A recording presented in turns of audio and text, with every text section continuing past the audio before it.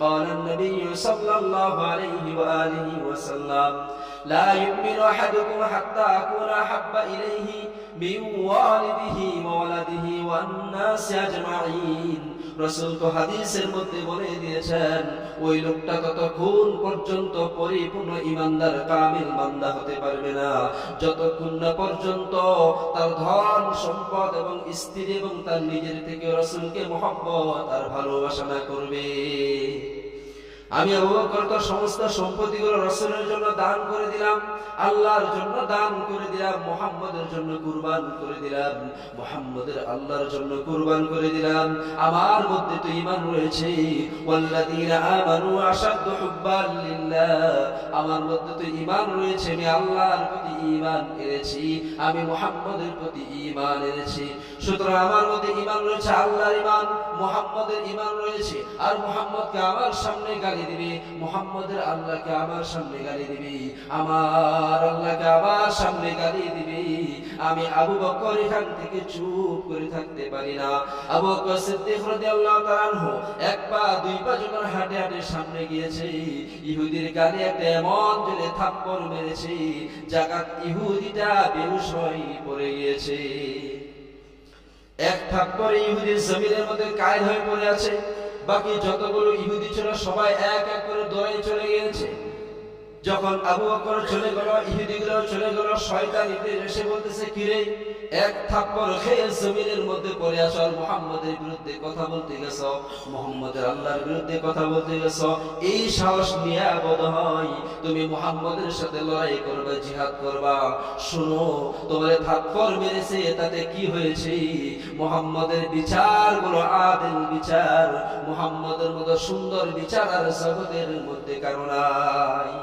মুহাম্মদের কাছে যখন বিচারের জন্য গিয়েছে, এবার রাসূল সাল্লাল্লাহু আলাইহি সাল্লাম সমস্ত ইহুদিদেরকে বলতেছে যে দেখো, এই থাপ্পড় যদি মেরে থাকে খলিফাতুল মুসলিমিন ওমর মারতে পারে, আবু বকর সিদ্দিক মারতে পারে না, কারণ আবু বকরের মেজাজটা এইরকম না। এক পর্যায়ে তখন এদের সাথে অনেক কথাবার্তা হয়ে যায়। আবু বকর সিদ্দিক রাদিয়াল্লাহু তাআলা আনহুকে যখন ডাকা হয়, আবু বকরকে জিজ্ঞাসা করা হয়, হে আবু বকর বলো, এই ইহুদির গালে থাপ্পড় কে মেরেছে? আল্লাহ রাসূলের সামনে আবু বকর চোখের পানিগুলো ছেড়ে বলে, ইয়া রাসূলুল্লাহ, ইয়া হাবিবাল্লাহ, বিয়াদবি হলে আমারে মাফ করবেন, আমারে ক্ষমা করবেন, যদি আরেকটু অনুমতি দেন আমি ইহুদির গালে আরেকটা থাপ্পড় দিয়া দেই। রাসূল চিন্তা করলেন, যেহেতু আবু বকর চেতে গিয়েছে অবশ্যই কোনো কারণ রয়েছে। বলে, কেন থাপ্পড় মেরেছে? বলে, আমরা কোনো কিছুই বলি নাই, আমরা দাঁড়িয়ে আছি, হঠাৎ আবু বকর এসে আমার গালে থাপ্পড় দিয়েছে। বলে, না না না, আবু বকর এমনিতেই মারতে পারে না, অবশ্যই কোনো না কোনো কারণ রয়েছে। বলে, ইয়া রাসূলুল্লাহ, ইয়া হাবিবাল্লাহ, আপনি তো মুহাম্মাদুর রাসূলুল্লাহ, আপনার মাঝে তো আদল বিচার রয়েছে, শ্রেষ্ঠ বিচার রয়েছে, আপনি এই বিচারটা সঠিকভাবে কোরআন সুন্নাহ অনুযায়ী আমাদেরকে করে দেন। ইহুদির বক্তব্য, কোরআন সুন্নাহ অনুযায়ী সঠিক বিচার করে দেন। কারণ ইহুদি জানে যে মুহাম্মদ যদি বিচার করে সে কোরআন সুন্নাহ অনুযায়ী সঠিক বিচারটাই করবে। মুহাম্মদুর রাসূলুল্লাহ সাল্লাল্লাহু আলাইহি সাল্লাম বলেন, হ্যাঁ সঠিক বিচার হবে। ইহুদির গালে আবু বকর যখন থাপ্পড় মেরে দিয়েছে, ইহুদি এখন আবু বকরের গালে থাপ্পড় মেরে দিবে। হঠাৎ খলিফাতুল মুসলিমিন ওমর ফারুক রাদিয়াল্লাহু তাআলা উপস্থিত হয়ে গেলেন। বলে, ইয়া রাসূলুল্লাহ, ইয়া হাবিবাল্লাহ, আমি কেমন জানি এখানে একটা গ্রান পাই, আবু বকরের কোনো দোষ নাই, ইহুদির সবগুলো দোষ, এমন একটা আমি গ্রান পাচ্ছি। কারণ খলিফাতুল মুসলিমিন ওমর রাদিয়াল্লাহু তাআলা আনহুকে আল্লাহ তাআলা নবীর মতো সম্মান দান করেছেন, সুবহানাল্লাহ।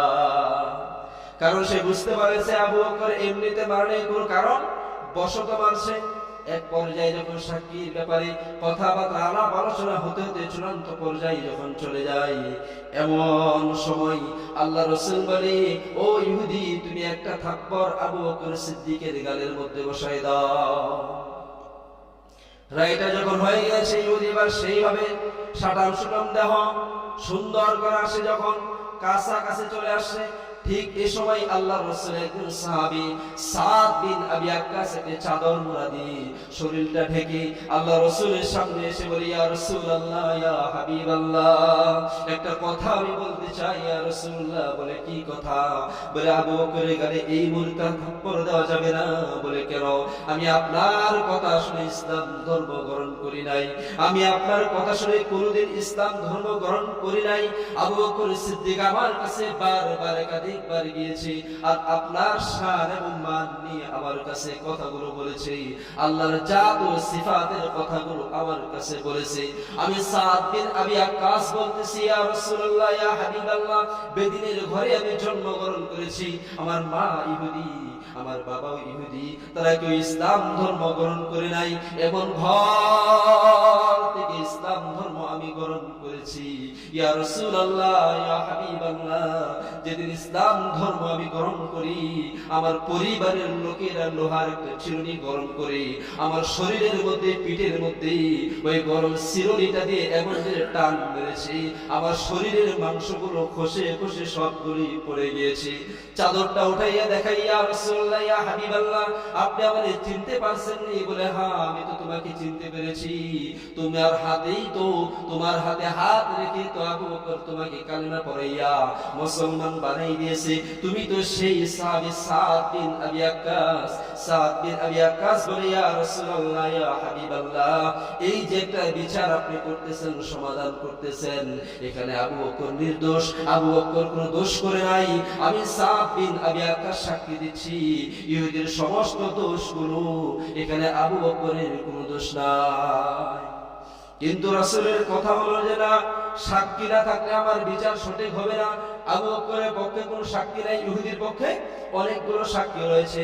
এক পর্যায়ে যখন সাক্ষী আবু বকর সিদ্দিক রাদিয়াল্লাহু তাআলা আনহু উপস্থিত করতে পারলেন না, আল্লাহ রাব্বুল আলামিন স্বয়ং জিবরিল আলাইহিস সালাতু সালামকে বলেন, এর জিবরিল, আবু বকর আমার নবীকে এতটা মহব্বত করে, এতটা ভালোবাসে, আরবের মধ্যে সবচাইতে ধনী মানুষ হলেন আবু বকর সিদ্দিক, ওনার মতো কাপড়ের ব্যবসায়ী বড় আর আরবের মধ্যে কেউ নাই, মদিনা শহরের মধ্যে কেউ নাই, সবচাইতে বড় ব্যবসায়ী, তিনি ধন সম্পদগুলো আমার জন্য কুরবান করে দিয়েছে, রাসূলের জন্য কুরবান করে দিয়েছে।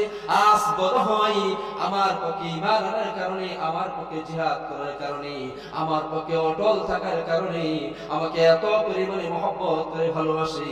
ওই ইহুদির বাচ্চারা গালি দিয়েছে, আবু বকর সহ্য করতে পারে নাই, এক পর্যায়ে তাকে থাপ্পড় মেরে দিয়েছে। তুমি মুহাম্মদের কাছে আমার আয়াতটা নাযিল করে দাও, মুহাম্মদের কাছে আমার ওহীটা পৌঁছায় দাও, আমার বার্তাটা পৌঁছায় দাও, আমার কথাটা পৌঁছায় দাও।